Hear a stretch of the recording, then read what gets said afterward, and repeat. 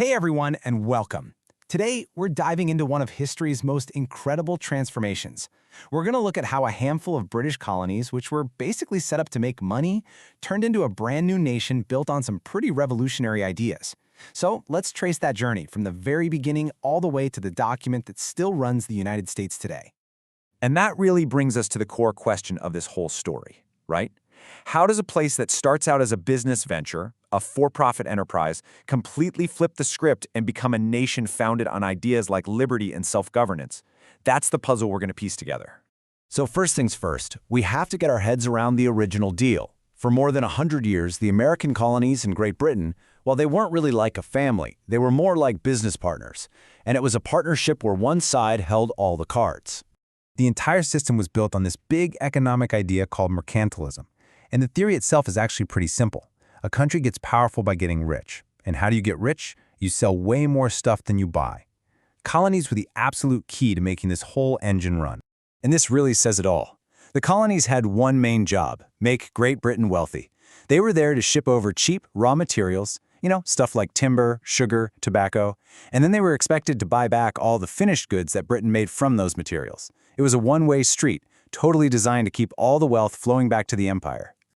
For a long, long time, this system just kind of worked, or at least people put up with it. But then a huge global war, what we call the French and Indian War, kicked off. And the cost of that war would completely shatter the old relationship forever. Just take a look at this timeline. You can see how fast everything went downhill. In 1754, you've got Benjamin Franklin saying, "Hey, let's all unite for our own defense." They still saw themselves as on Team Britain. But just 9 years later, the war's over and Britain is sitting on a mountain of debt. Their big idea? Tax the colonies they just spent all that money defending. And that, right there, was the spark that lit the fuse. And here's the thing. It wasn't just about the money. Not really. This was a fundamental head-on collision of two completely different ideas. Britain believed in something called parliamentary sovereignty. Basically, Parliament in London had the absolute final say, everywhere. But the colonists were saying, no way. You can't tax us if we don't have a voice, if we don't have our own people representing us in that parliament. These two ideas just could not exist in the same space. So, of course, this clash of ideas eventually exploded into war. And let's be real, the colonists were the ultimate underdogs, a ragtag army going up against a global superpower. If they had any hope of winning, they were going to need some serious help. And one specific battle would prove to the rest of the world that this American cause wasn't so hopeless after all. That moment was the Battle of Saratoga. And you really can't overstate how huge this was. It wasn't just another win. It was the turning point of the entire war. It was the proof the world was waiting for.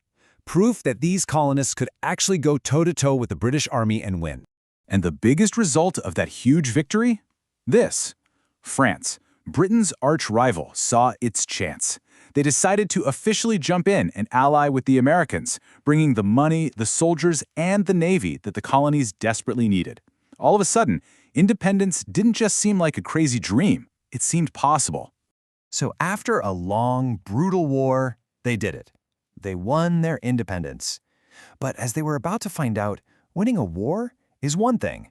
Actually building a country from 13 separate, often bickering states, well, that's a whole other challenge. And in many ways, it was much, much harder. The first giant hurdle they hit was representation. How would the new government be structured? The big states, like Virginia, said, hey, representation should be based on population. We have more people, we get more votes. But the small states were terrified they'd just be completely ignored. The solution? They called it the Great Compromise, and it's the system we still have today, a House of Representatives based on population and a Senate where every single state gets 2 votes. It was a clever way to balance the power. But a much darker, much more divisive issue threatened to rip the new country apart before it even got started: slavery. The southern states wanted to count their enslaved population to get more representatives in Congress, which meant more political power. The northern states pushed back, arguing that people who were treated as property and had 0 rights of citizenship shouldn't be counted at all. The result was the deeply troubling 3/5 Compromise, a political deal made to hold the Union together where 3 out of every 5 enslaved people would be counted for both representation and for taxes. So, with these incredibly difficult compromises hammered out, a new constitution was written. But the job wasn't done, not by a long shot. Now they had to convince all the states to actually sign on, and a huge, fierce debate erupted over just how powerful this new central government should be. And right at the center of all this was James Madison. I mean, there's a reason they call him the father of the Constitution. He was really the main architect, the guy pushing everything forward. And he even co-wrote the Federalist Papers, a series of brilliant essays that made the case for this new Constitution. Now, this whole debate really boiled down to two camps. You had the Federalists, like Madison, who were arguing that for the nation to survive, it needed a strong central government.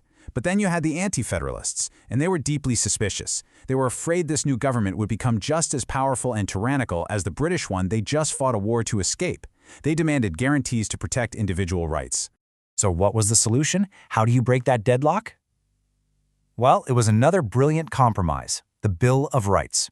The Federalists basically agreed to add 10 amendments right onto the Constitution, spelling out specific protections for individual freedoms, freedom of speech, religion, and all the rest. And that was the final piece of the puzzle that got everyone on board. And just like that, a new nation was born. But it leaves us with one last really fascinating question to chew on. The Bill of Rights lists out all these key freedoms, right there in black and white. But what about the rights that it doesn't list? Are they still protected? That's a question that the United States has been debating ever since. Thanks so much for joining me.